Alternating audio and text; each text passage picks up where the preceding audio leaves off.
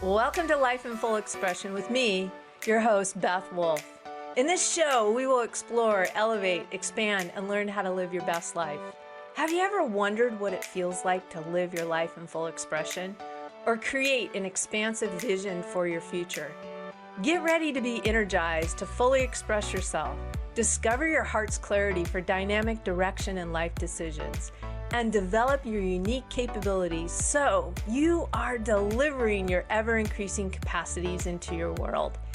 Join me, Beth Wolfe, and unleash the limitless capabilities of your soul, experiencing amazement, collaboration, fun, and purpose. Life in Full Expression starts now. Welcome, everybody. It's Happy Halloween. So happy Halloween to everybody out there in America. And if you're not in America, well, just, hey, have a happy day. There it is. Today, we get to explore the art of believing with one of my truly favorite authors. As you guys, if you've been listening to my podcast, are starting to learn that Neville Goddard is truly one of my favorites. He was deemed as maybe one of the most and one of the greatest mystics of his time, and is still going on. And if you're familiar, there's a lot of people reading Neville Goddard on YouTube. And I wanted to highlight one of my favorites is Brian Scott.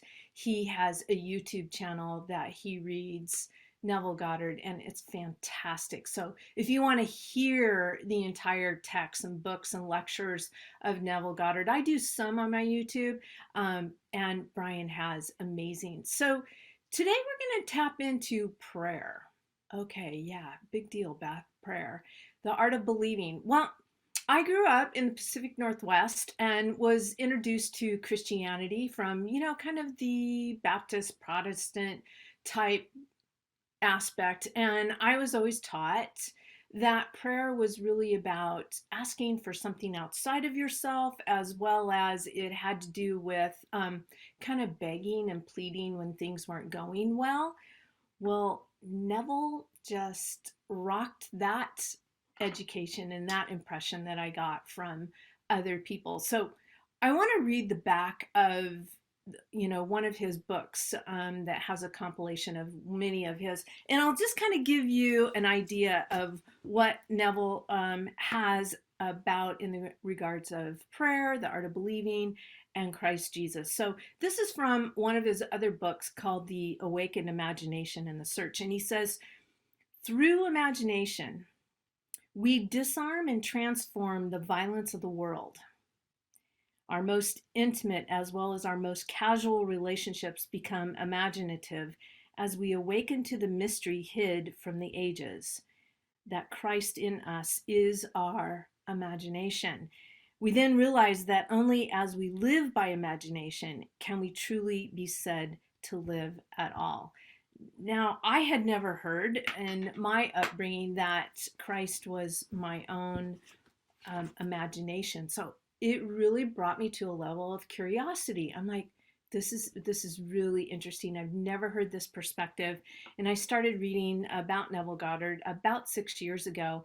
And so where we are coming into the election season right now, and what if you and I and all of the people that are listening to this and all the people that you're going to spread it to, that we could use our imagination during these election times in the United States and going on in the world, that we could really disarm violence and that we could come from unity. So I'm going to teach you some things today from Neville Goddard that I really think that can help us do that. So with that, what are the essentials of the art of believing?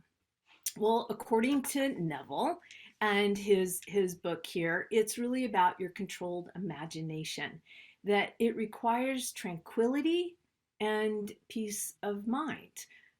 Another essential art of believing is your own faith, and it must be permeated with understanding. Now, I had a lot of questions when I was being taught about religion, and I wanted it to be permeated with understanding. And so when someone didn't know the answer to my question, I would go looking for it in order to have an understanding of it. So, two essentials of the art of believing is your own controlled imagination and your own faith of being understanding and being permeated with that. Well, we're going to start off with chapter 1 of this book. There's 7 chapters that we get to go through. It's a pretty short read. And the first part of it is he introduces this law of reversibility. And I was like, Neville, what are you talking about? Now I'm going back into maybe some physics and science that I had in college. But he is saying, in essence, that if a physical fact can produce a psychological state, then a psychological state can produce a physical fact. If you and I are thinking about right now, and maybe you wouldn't want to do this, but if you did, if you had the thought of literally cutting open a lemon and starting to squeeze it into your mouth, and you're tasting that just super sour, bitter, I don't know about you, but my mouth was starting to water. So my mental state, psychological state, actually started producing a physical state in my body. So there's a real simplistic way to look at that. So this law is of the highest importance because it enables you and I to foresee the inverse transformation. Now, some of this might be a little bit deep and you might want to replay this, or you may be very familiar with it. But the inverse transformation, once the direct transformation is verified. So if you knew the feelings were you to realize your objective, which is your dream, then inversely, you would know what state you would realize were you to awaken in yourself such a feeling. So Nell's really allowing us to step into the feeling of the wish fulfilled. So asking, praying, which really, and partly in Hebrew, is really about us claiming and declaring that, believing you already possess what you ask for is based on the knowledge of the law of inverse transformation. It's basically realized prayer in a nutshell, is what the law of inverse transformation is. So all transformations of force are reversible in a nutshell. So why does this matter to you and I? If you know how you would feel were you to realize your goals and your dreams, and then inversely you would know that what state you could realize you were to awaken in yourself such a feeling. And therefore, I'm just going to permeate into us. Remember that understanding, that assuming the feelings of your wish fulfilled. So you get to know what you want, you get to know what it would feel like, you get to awaken to that, and it does actually take practice and repetition with that. So how do you and I actually assume this feeling? So some of the things that Neville gives to us is that we actually contemplate the joy that would be yours or mine were we to actually objectify our accomplished facts, and that we would focus basically our will, which is another way to say we're going to focus our energy and attention on being in the feelings as if you were living and moving in your wish realized. So you assume it, you sustain it, and it will realize. And I've shared in previous episodes that one of the things that I did this with was building, a home of my dreams.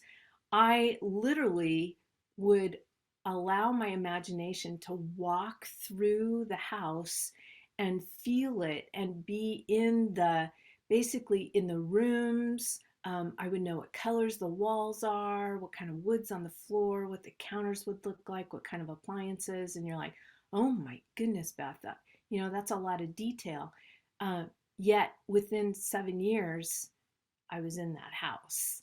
And so faith is the substance of things hoped for and the evidence of things not seen. So I hadn't seen that home yet with my physical eyes, but I practiced and rehearsed the feeling of being in it on a daily basis, pretty much all the time. And then I would go off into, doing my everyday things, but often I would tap into that. It was kind of fun to do that as well.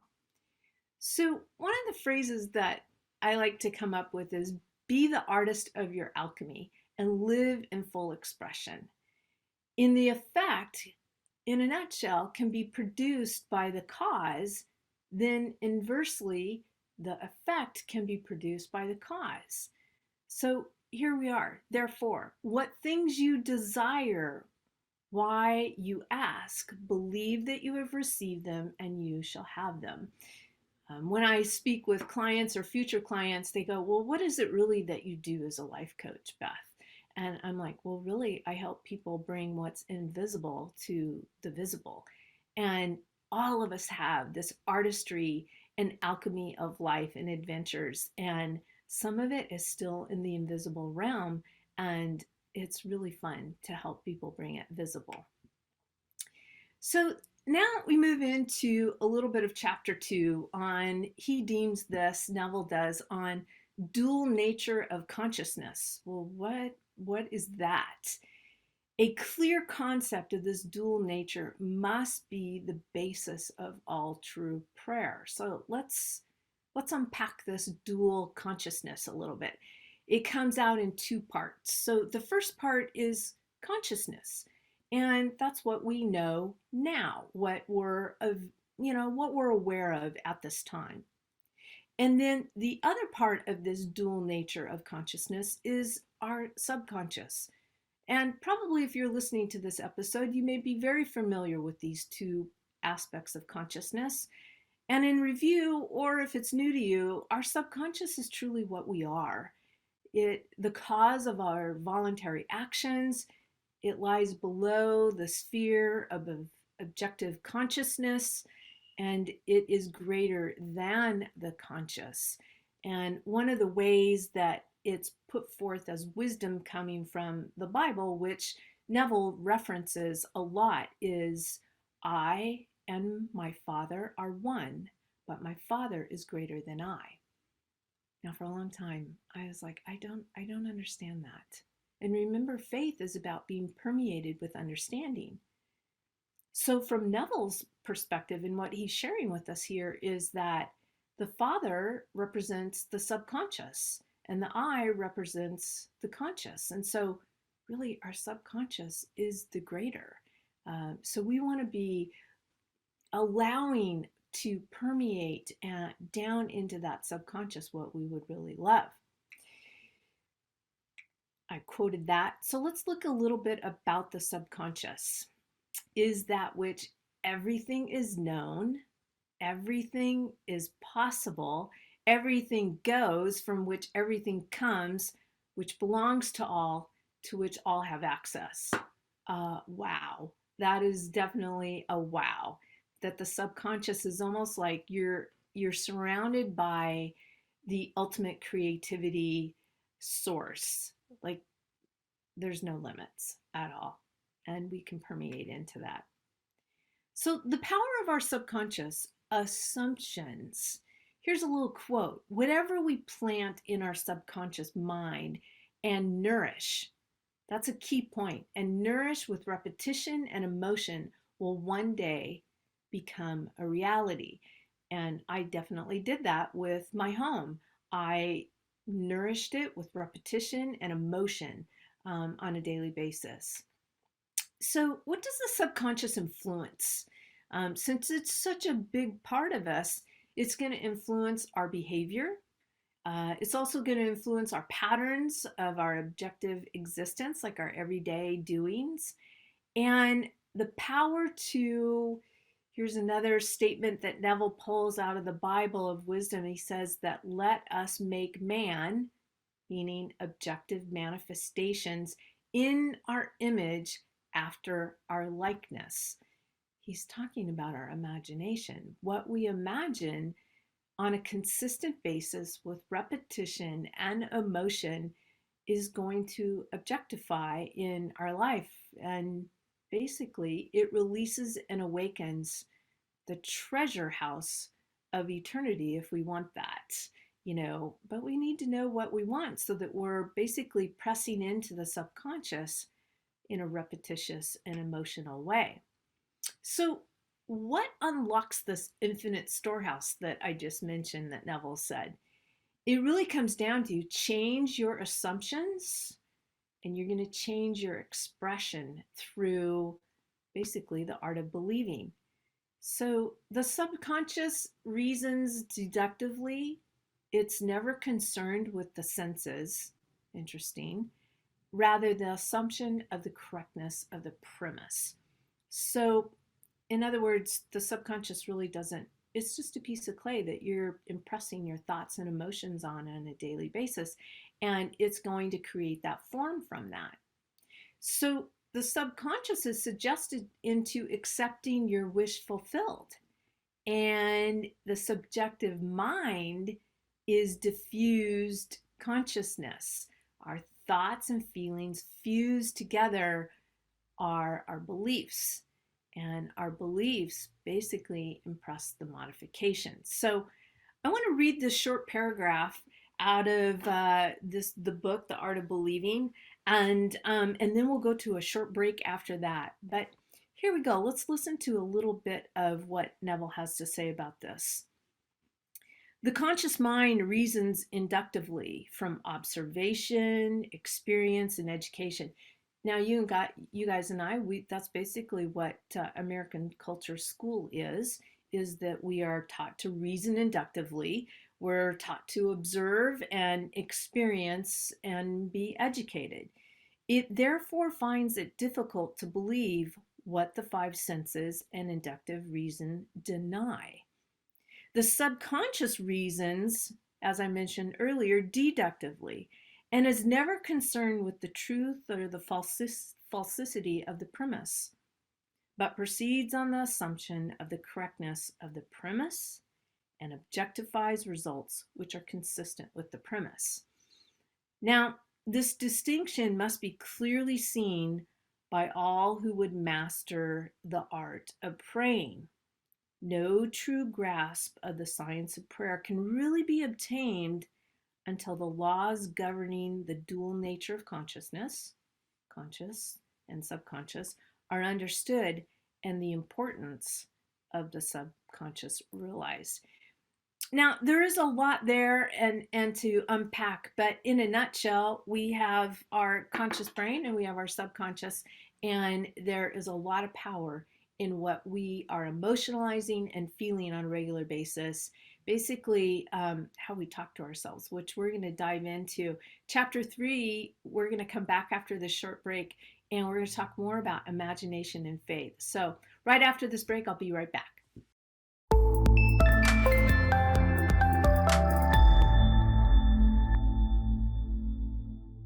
Welcome back, everybody. My name is Beth Wolfe, and I am your host with Life in Full Expression. Today on Halloween, I want to wish you guys all a happy holiday, however you are spending it. Stay safe out there. And today we're diving into this next segment, still on the art of believing, and how Neville Goddard, from his book called Prayer and the Art of Believing, we're unpacking the 7 chapters in this book. So this segment, we're going to move into chapter 3, all about imagination and faith, some of my favorite playgrounds that I like to be in. And starting off here with prayers are not successfully made unless there is a rapport between the conscious and the subconscious. Now, if you got to listen to the first segment, I shared with you that I grew up in the Pacific Northwest learning about Christianity through kind of the Baptist and Protestant Bible. And this was never introduced to me about prayer, that in order to have a successful prayer life, that I would have a rapport between my conscious and subconscious mind. I didn't even know about that. So here goes Neville with this extraordinary, as I start reading this 6 years ago, mind blowing. I'm like, oh, wow, Neville, what are you talking about? And I'm very curious about things. So he says that this is done through your imagination and faith. So if you would love to have successful prayers, Well, stay with me. Let's unpack this together. So, what is needed to actually create your objective conditions is first, your imagination is the beginning of all growth of all forms, and your faith is the substance out of which they are formed. So, imagination is the beginning, like an idea downloads into you, and then your faith is basically the substance that's going to form it. Now, how do you and I actually establish a rapport between the conscious and the subconscious? You could actually allow yourself to personify them if you want to.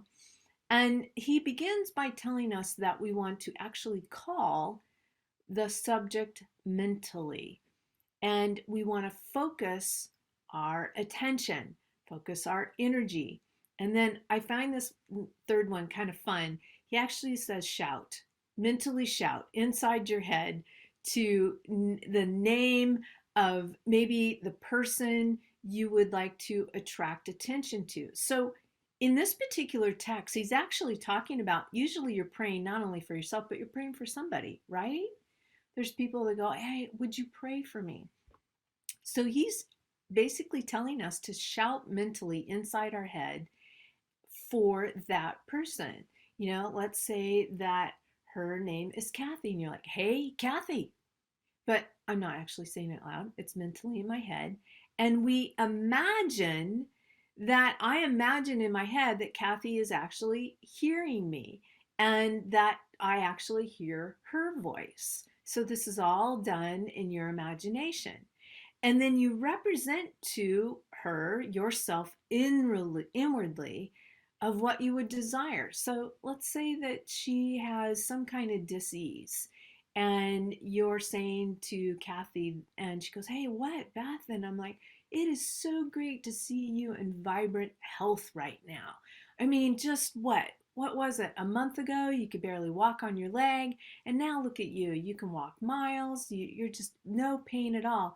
And Kathy, in this mental imagination, is in agreement with me. She's like, it's amazing. I just love it. It's just great to have all this vibrant health and be able to walk and go to the grocery store. And then after that, you return to your objective consciousness and you go about your day. And that, in essence, is what Neville's talking about, that you have a rapport with your conscious and your subconscious. Is that easy or what? That is so easy. It's simple. It's super simple.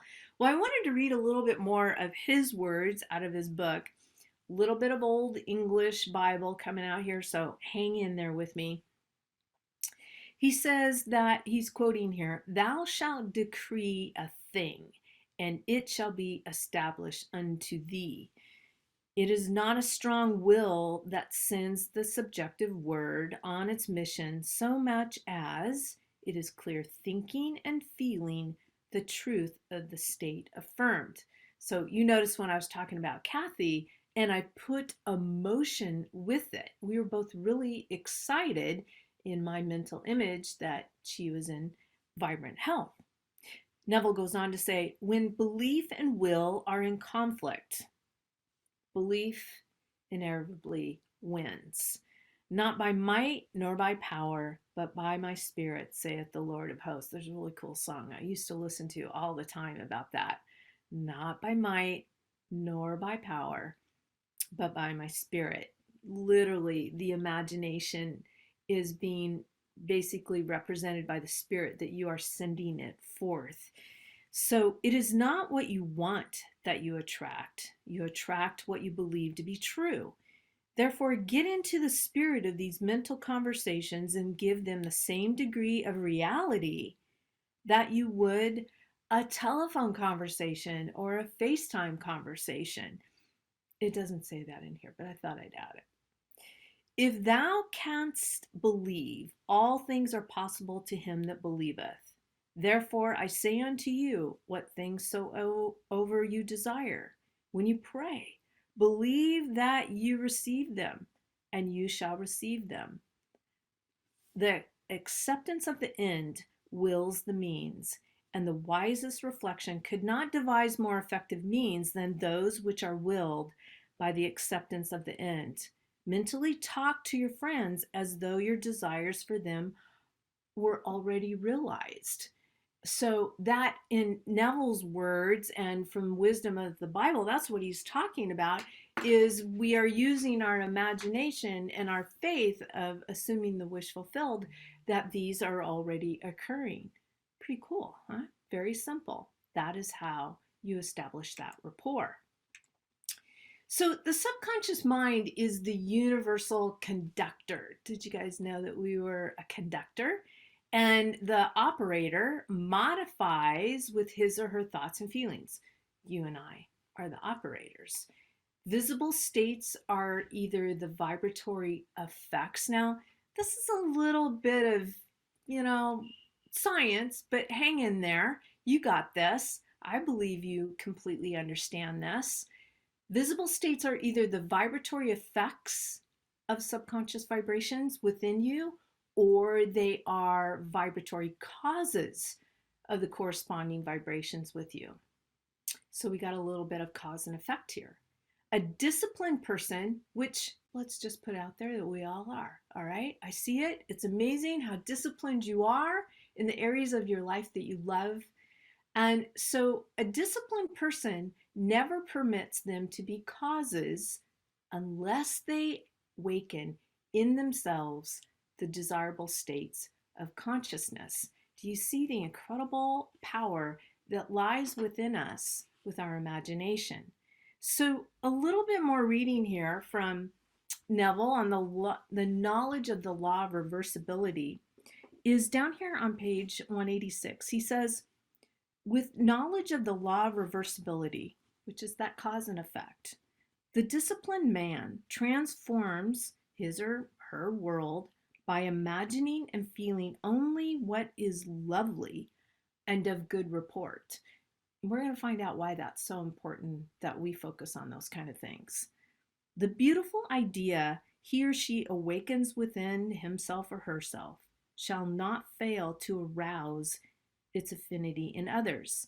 He or she knows the Savior of the world is not a man, but the manifestation that would save.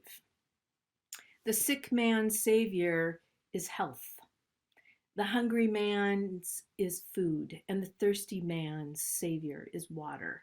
He walks in the company of the Savior by assuming the feeling of the wish fulfilled. So by the law of reversibility, that all transformations of force are reversible. The energy or feeling awakened transforms itself into the state imagined. He never waits 4 months for the harvest. In 4 months, the harvest will awaken in him a state of joy. Then inversely, the joy of harvest now will awaken the harvest now. Now is the acceptable time to give beauty for ashes, joy for mourning, praise for the spirit of heaviness, that they might be called trees of righteousness, the planting of the Lord, that he might be glorified. Now, if you've studied the Bible, I gave probably about 25 years of my life of studying that. These scriptures are coming at a whole different meaning to me. I'm like, oh my goodness, wow. Just absolutely transforming. So you guys, we're a conductor, and we can be a conductor of good report. So one of my favorite things that Neville talks about is in chapter 4 called the Conrolled Reverie. There actually was a TV show that came on for a short time that actually was called Reverie, and they would use their imagination and this technology, and they would go into this game type thing. It was really cool. It was kind of along these lines. But in chapter 4, a controlled reverie is we are amenable to psychological laws which govern the ordinary hypnotic subject. So we're kind of talking a little bit about hypnotic states, and hypnosis is really our objective senses are partly or totally suspended. I think of this in the Bible when it talks about Jesus goes away by himself and prays. He's actually going away from all his senses, which in essence we could use a little bit like that with meditation. So the activity and the power of our subjective mind are proportionate to the sleep of our objective mind. Now, the hypnotic state, simply being unaware objectively, that means that now our senses are dimmed and we can actually begin to let some new things in. So, what does it look like for us to have this reverie in action? Well, it starts off with a bold assertion by you or I that we visualize the subject and imagine mental conversation again is fixed ideas awaken the vibratory correlates. So suggest ideas with the utmost of care. Kind of like one of the other verses is, stand guard at the portal of your mind. You don't want just any little thing going in there because it's impressing upon your subconscious mind. So whatever you suggest with confidence is law to the subjective mind. That's, anything that you want is under obligation to actually objectify that which you mentally affirm. So if you're practicing a story over and over again and the conditions and circumstances are showing up in your life over and over again and you don't like them, then you could use the power of this reverie and begin to call forth from your imagination a whole different set of circumstances, conditions, and situations. So you start in the invisible and then it becomes visible. And it doesn't just happen with one time. We get to hold this image over and over again until you actually see it objectified. So imagination and faith is belief and focus of your energy, are the secrets of creation, according to The Art of Believing by Neville Goddard. So now we fly into chapter 5 and the law of thought transmission. This is pretty cool. He's going to give a really cool example here. We are transmitters of thoughts and feelings. Do you ever notice that you go in a room and you feel a good vibe or you feel a not so good vibe? We're putting off energy. All of us are energy in motion. So praying successfully, I love that idea. We first got to remember that no word of God, meaning no word or mental image of your imagination, shall be void of power. Therefore, hold fast the pattern of healthful words which you have heard. Again, things of good rapport. We want to be mindful of what kind of conversations we're having inside our head. One of the phrases that I like to use with my clients is, I'm like, is it safe to walk down the hallway of your mind, or are you kicking your own ass? Ask yourself that. So second up in praying successfully is having clearly defined objectives. Now, sometimes people, the first answer they'll have is, I don't know what I want, but they know what they don't want. So you can start there. Go ahead and write a list down of everything you don't want. And then you can begin to go, well, what would be opposite of that? And what would I really love to express from that? So that's a starting point. Okay, you don't know what you want. Write that down and then start from there. Because know what you want before you can ask for it. You can't ask for it if you don't know what you want. And you must know what you want before you can feel that you have it. And this is probably what I experience most in my life coaching business and health is, could you actually feel vibrant, abundant health? Well, you're not going to feel it if you don't actually know that you want it and ask for it. And then third, you have nothing to do but convince yourself of the truth of that which you desire to see manifested. You don't need to convince anybody else but our own self. That makes it easier. That makes, you don't have to go out there and tell everybody. It's more about you, again, having that rapport within yourself.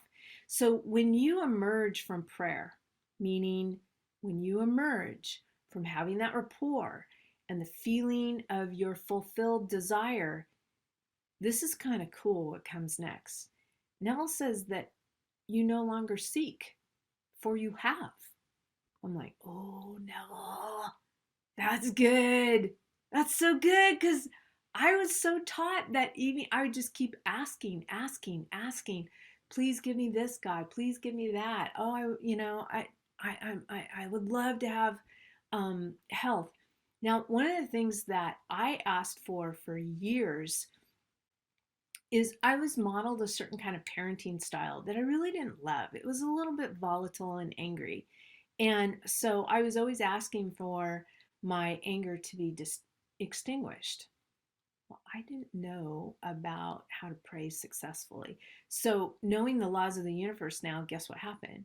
Well, because I was focused on anger and the extinguishing, in order for the anger to be for anything to be extinguished, there still had to be anger there. Do you get what I'm saying? I just made it worse for myself. So then when I became aware of this, I was like, oh, well, I'm going to assume the feeling of the wish fulfilled that I am this calm, serene, wonderful person, and that I can parent with calmness. I can parent with questions. I can parent with fun.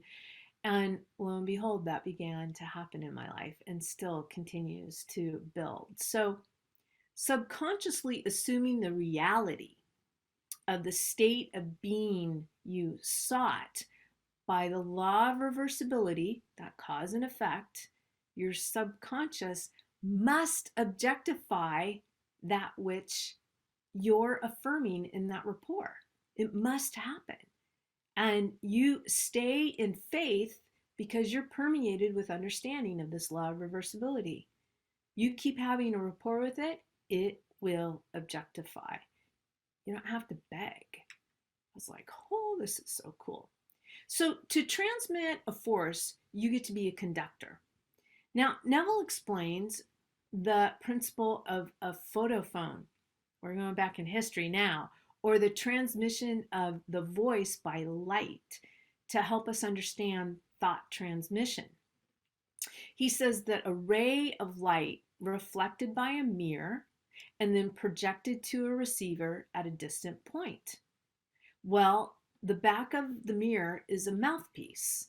Speaking into the mouthpiece, you cause the mirror to actually vibrate.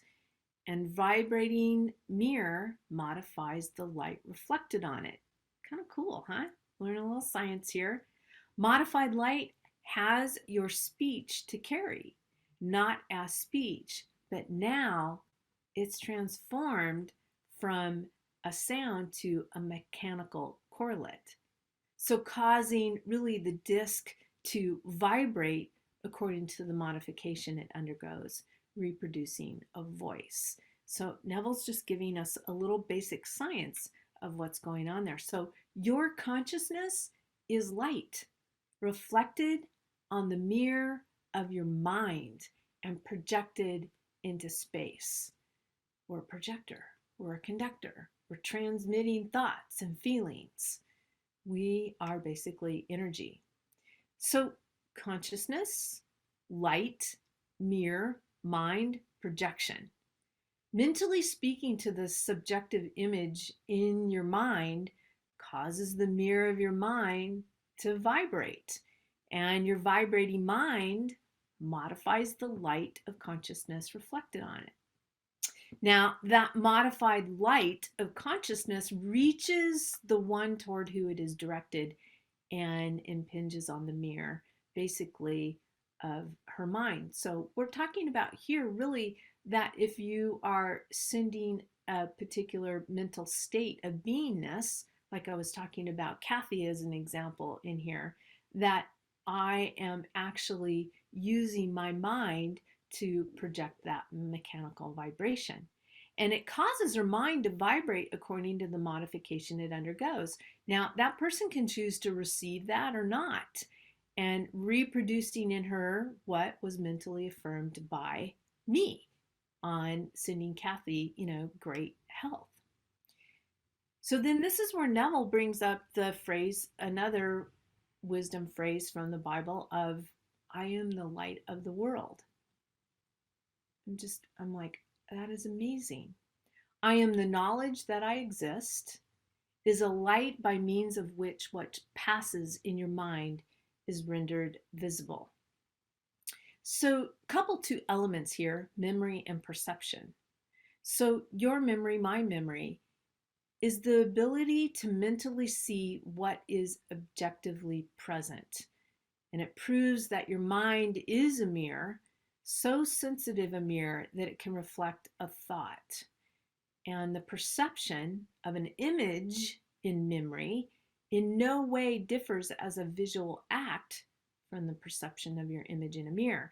And I'm just going to paraphrase this quote I heard about Alice in Wonderland, where the queen says to Alice, and this is not exact, but this is the gist of it, Alice, what do you remember about tomorrow? And Alice goes, haven't lived tomorrow yet, so there's no memory. And the queen says something to this. She says, well, what good is your memory if it only goes in one direction?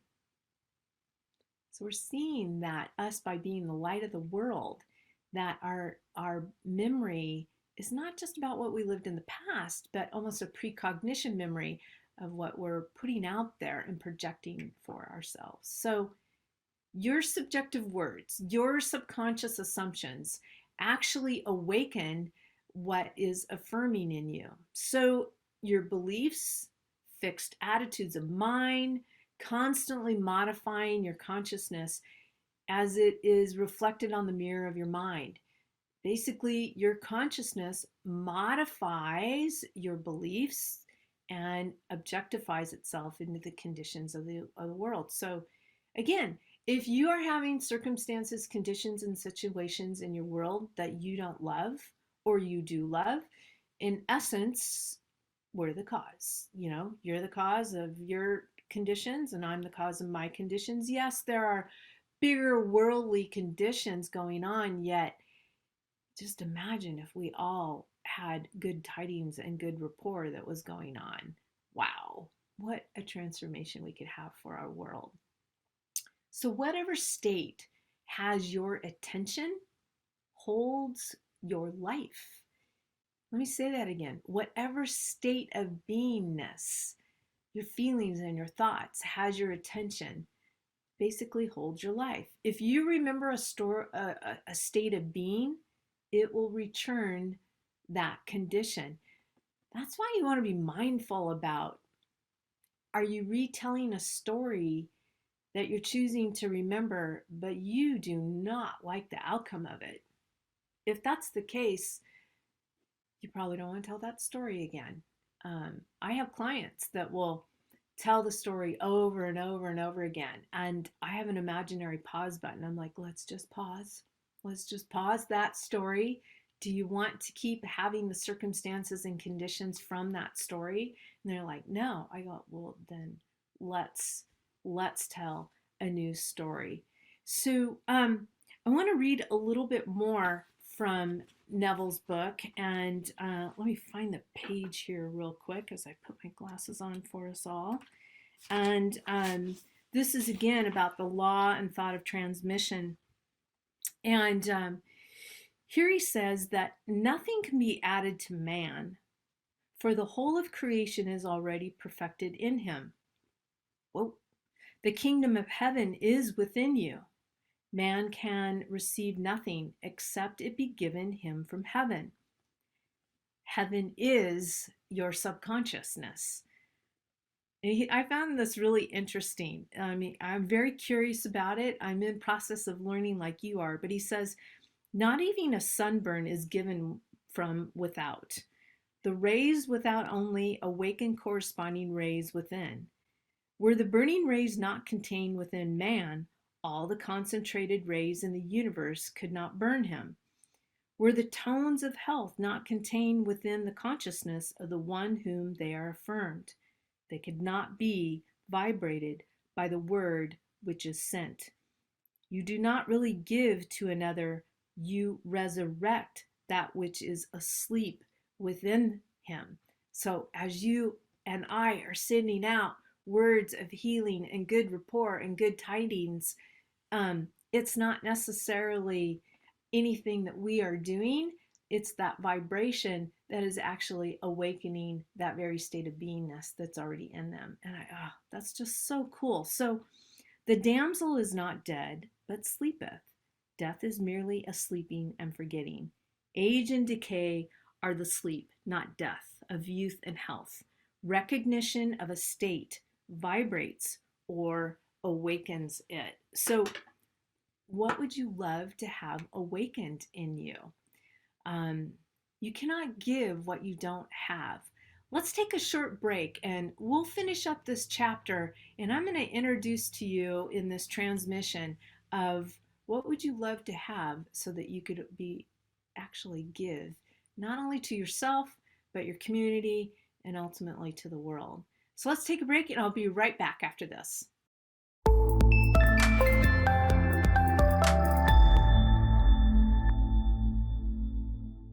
Welcome back, you guys, to this last segment that we are spending in the spiritual dimension of life in full expression.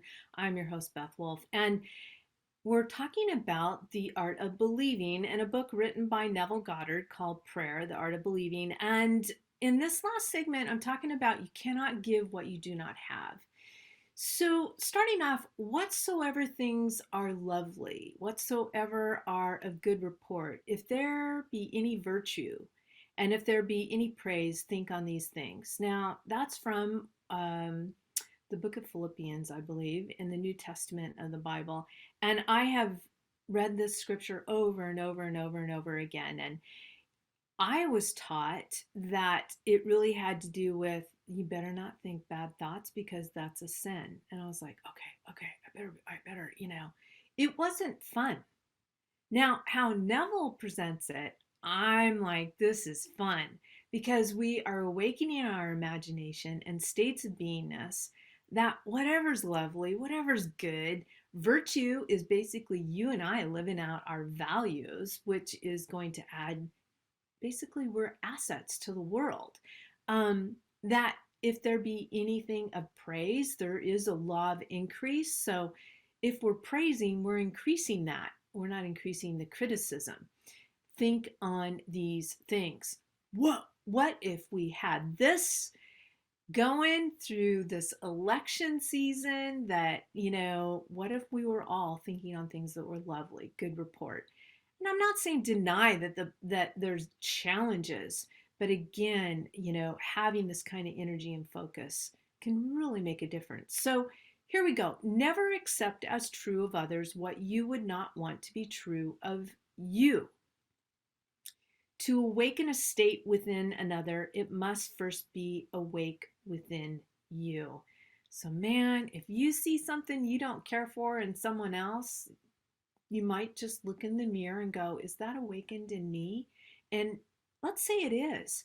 Then see in your imagination and have a rapport mentally that that person has it too. You don't even need to go talk to them about it.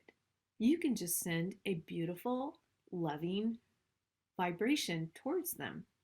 So the state you would transmit to another can only be transmitted if it is believed by you. Therefore, to give is actually to receive. And you cannot give what you do not have, and you have only what you believe. So to believe a state as true of another and only really not only awakens that state with the other, but really it makes it alive within you and I. You are what you believe. So how do you and I be a powerful transmitter of this? Well, it starts with during the day at times, not through the entire day, but at times you disregard appearances and subjectively affirm as true that which you wish to be true. Now, I just asked my, beautiful partner with that. I'm like, would you help me? Would you help me hold this vision true? Let's have conversations as if it already exists. And she said, yes. So awaken the tones of your dreams within you. Your world is a mirror of your beliefs. And so you and I have an opportunity to focus our attention on visual images, mental sounds, or even mental actions in this. We are powerful transmitters. So this next and last chapter that I'm going to talk about, there's 7, but we're kind of running a little short on time, is really about, chapter 6 is about good tidings. Now, I always heard that around the holiday season, and as we go into the holiday season, it says, how beautiful upon the mountains are the feet of him or her that bringeth good tidings, that publish peace, that bringeth good tidings of good, that publish salvation. Again, how beautiful upon the mountains are the feet of those that bring good tidings. So how can you and I bring good tidings to another person? Well, call before your mind's eye the subjective image of the person you wish to help, and have him or her affirm that which you desired in him. Again, this is a mental conversation, a rapport that you're having. Imagine that person already being in that state of beingness. And remember that you are sending them a vibratory correlate. You know, the mental act awakens the state of beingness within them if they so choose to accept that. There may be times that they are maybe not ready to accept it. And as soon as you subjectively affirm that it is done, results follow. In other words, you don't have to beg for it to follow. See that it has already happened. You know, and how can the failure happen? Again, if that person does not necessarily want it, or that actually it even, I love how he put this, that if the person doesn't receive it at that time, the good tidings, then it actually just comes right back to you. And that's why I said that good tidings is really important. So what might be the most fruitful prayer that you can remember from this short little podcast is that you and I come from the feeling of the wish fulfilled, that we think upon things that are of good report and lovely, and that we are wishing people well, and that we are sending that out into the world. So I really want to encourage you that as you talk to yourself and have those mental images, that they are filled with that, especially as we go into this election season and this holiday season, that you might be with family. And I look forward to seeing you next week at transformationtalkradio.com. This is Beth Wolfe, your host of Life in Full Expression, as we have spent time in the spiritual dimension today about prayer and the art of believing by Neville Goddard. I'll see you next Monday at 12 o'clock Pacific Standard Time. Until then, keep imagining good tidings. Thanks for tuning in to Life in Full Expression with me, Beth Wolfe. Tune in each Monday at noon Pacific Time, 3 p.m. Eastern on transformationtalkradio.com. Be your most elevated self and pursue a path of fulfillment, clarity, expansion, fun, and live in your best life. If you would like to discover the 7 dimensions of your life blueprint of expression, to fully express yourself, reveal your heart's clarity for dynamic direction, and activate your unique capability, visit BethWolfe.com. That's Beth, WOLFE.com.